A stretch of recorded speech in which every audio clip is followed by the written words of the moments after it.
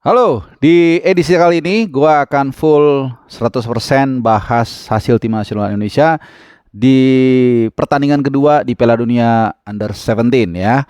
Ini gua rekam hanya mungkin sekitar 7-8 menit setelah pertandingan selesai. Jadi memang saat ini setelah dengan adanya VAR dan juga menghitung waktu yang terbuang, pertandingan itu rata-rata selesai 2 jam lebih. Jadi kick off jam 7 malam, selesainya pasti jam 9 lewat dikit ya. Kalau dulu biasanya kurang dikit. Nah, seperti mungkin kalian juga udah tahu hasil di pertandingan kedua ini Indonesia kembali meraih hasil kembar satu sama dari Panama.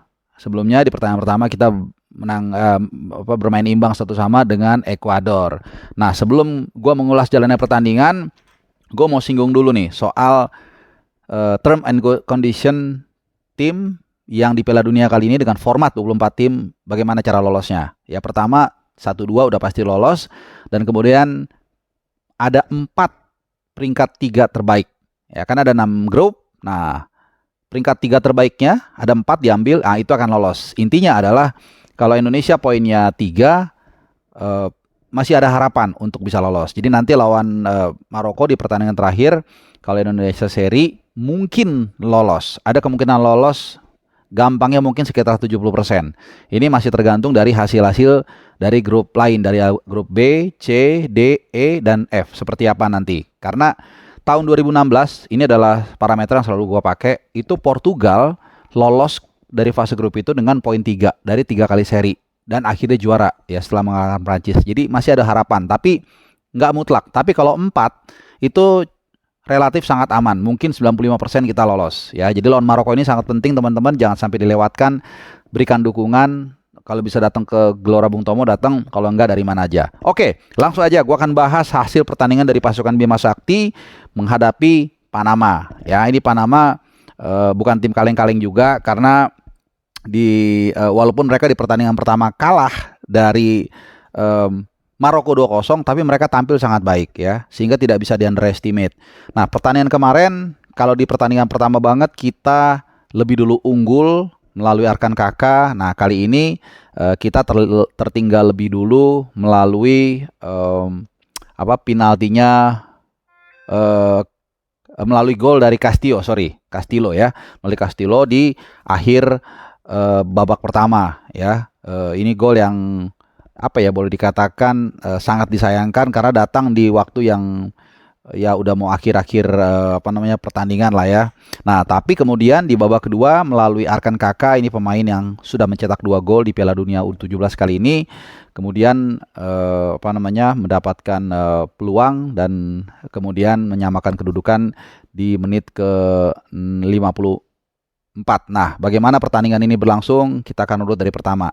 Seperti biasa ya, kita memang bermain tidak dengan materi yang ada. Ini selalu berulang kali gua utarakan, dengan persiapan yang nggak terlalu panjang, kemudian tidak ada kompetisi yang reguler, baik di level klub maupun juga di timnas. Ya, menurut gua sih ini sudah di luar dugaan.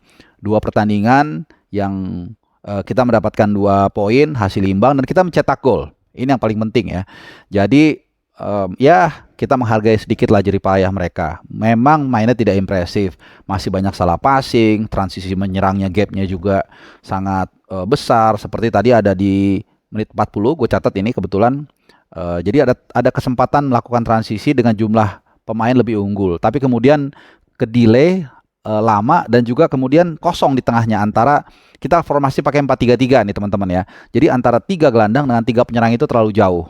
Ini yang membuat akhirnya serangan balik kita selalu kempos, karena memang senjata andalan kita adalah serangan balik, dan itu tidak berjalan dengan baik.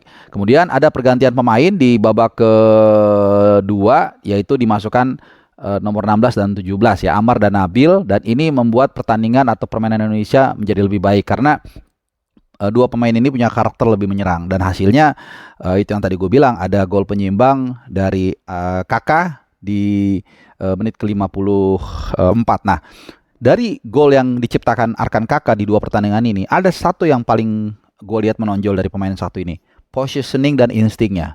Di pertandingan pertama, selain golnya dia ya, gol tap in, itu sebenarnya sebelumnya juga ada peluang dari dia bukan tandukan ya, tapi dia udah dapat posisi enak untuk menanduk, tapi memang umpannya itu kemudian dipotong. Padahal kalau nggak dipotong itu posisinya untuk menanduk enak banget. Jadi berapa kali gue lihat Arkan Kakak ini mungkin ya menurut gue salah satu pemain depan di umurnya di tim nasional Indonesia atau di Indonesia lah yang punya positioning paling bagus. Gue lihat berapa kali positioningnya bagus, dan ini biasanya gifted ya. Jadi memang talenta. Jadi ini harus dipertahankan, dan seperti yang gue bilang berkali-kali, kalau dia di-treat dengan baik, kalau dia berada di tangan pelatih yang cocok, yang memang pas gitu ya, dia pasti akan bisa berkembang dan mungkin akan bisa menyamai bahkan melewati Dimas Derajat dan juga Ramadhan Sananta. Ya boleh dikatakan dua striker yang saat ini sedang boleh menjadi andalan dari tim nasional Indonesia. Nah, oke.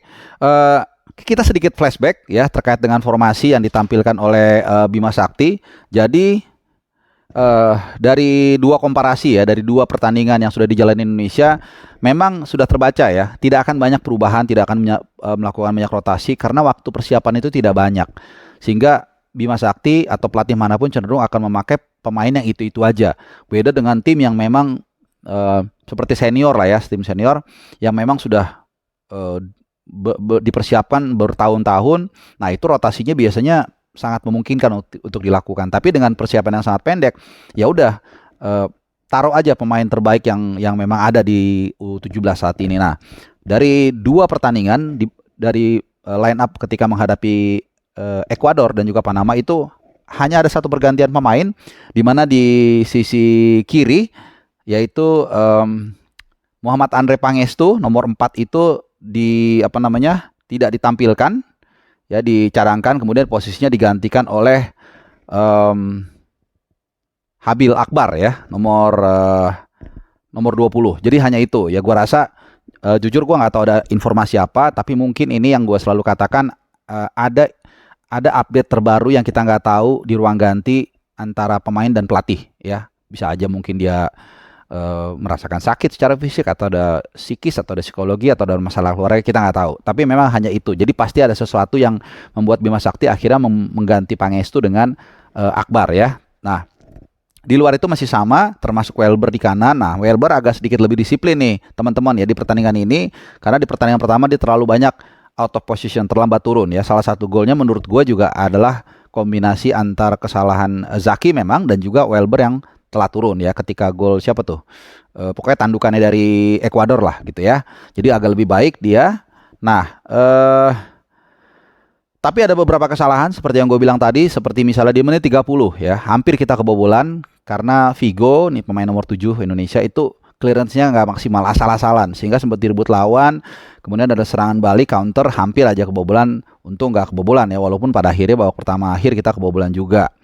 Nah, kemudian juga peran dari Afrizal gue mau catat di sini, karena pemain ini boleh dikatakan mungkin yang paling selain Arkan Kakak itu yang paling bersinar. Jadi dari awal pun saat live reaction gue bawain lawan Ekuador, memang kelihatan Arkan Kakak sebagai target man, Afrizal di kiri sebagai winger, ini memang kombinasinya sangat bagus. Tapi lagi-lagi karena tim ini dibentuk bukan bermain menyerang, bukan bermain pressing, sehingga kemampuan menyerang mereka memang tidak sering terekspos ya. Tapi ketika serangan balik, kecepatan Afrizal kita bisa lihat ya, beberapa kali membuat sisi kanan mereka, Pierre nomor 16 ini nggak banyak berkutik. Nah, yang menjadi poin positif gua juga adalah Afrizal juga ikut bertahan. Bahkan ada momen di menit ke lupa gue ya, tapi ada kalau nggak salah menit 74. Nah, jadi ada serangan balik dari lawan dari Panama, kemudian Afrizal ikut turun, bahkan terpaksa dia melanggar ya, karena dia tahu dia kartu kuning sebagai striker nggak terlalu masalah kan gitu kan. Dan itu bahaya memang kalau nggak dilanggar, karena bisa mendekati, langsung berhadapan dengan Iqbal, langsung berhadapan dengan benteng terakhir Indonesia, center back Indonesia, dan dia sacrifice foul. Jadi ini bukan satu poin positif, poin kedua positif dari Afrizal, selain memang daya gedornya sangat positif ya. Nah, Ikram juga tampil cukup baik ya. Berapa kali dia memotong bola, menutup gitu ya. Masih stabil seperti pertandingan pertama. Ya, mungkin sama juga mungkin kita harus mengakui ya, bola-bola atas ini harus menjadi PR di pertandingan ketiga. Karena lawan kita Maroko juga punya tinggi tubuh yang cukup mumpuni. Bahkan salah satu dari 2 gol Panama saat mengalahkan saat mengalahkan Panama ya dari Maroko itu tandukan. Nah, sementara kita kemarin terekspos juga ketika melawan Ekuador di menit ke-85 itu ada salah satu tandukan dari open play yang membentur Mister gawang. Kemudian 1,5 menit kemudian dari tendangan penjuru juga ada tandukan apa sih ya, moles ya istilah tandukan pakai punuk kepala juga ya berdiri agak bebas ya. Yang jagain Arkan Kakak kalau nggak salah, jadi bukan salah dia karena dia seorang striker. Ya, tapi yang jelas ada bola-bola atas yang gagal kita maksimalkan dan membuat lawan punya peluang. Beruntung memang ada Mister gawang dan juga beberapa tandukan dari para pemain Panama yang kurang maksimal. Oke, mungkin itu dulu pemaparan gua terkait hasil pertandingan kedua dari Piala Dunia U17 Timnas nasional Indonesia menahan imbang 1 sama Panama. Ini pertandingan kedua, jadi ada 2 poin. Pertandingan terakhir nanti hari kalau nggak salah tanggal 16 ya. Bersamaan juga pertandingan antara Indonesia dan Irak di tim nasional di kualifikasi Piala Dunia. Semoga kita bisa paling jelek nggak kalah ya, walaupun itu belum memastikan lolos, tapi kalau bisa menang dan memastikan lolos dengan 5 poin. Kalau 5 poin udah pasti lolos. Oke, terima kasih udah nonton channel ini, video ini. Yang belum subscribe, silakan subscribe. Kalau mau menunggu video-video terbaru gua, jangan lupa like, comment, and share. Terima kasih. Ciao.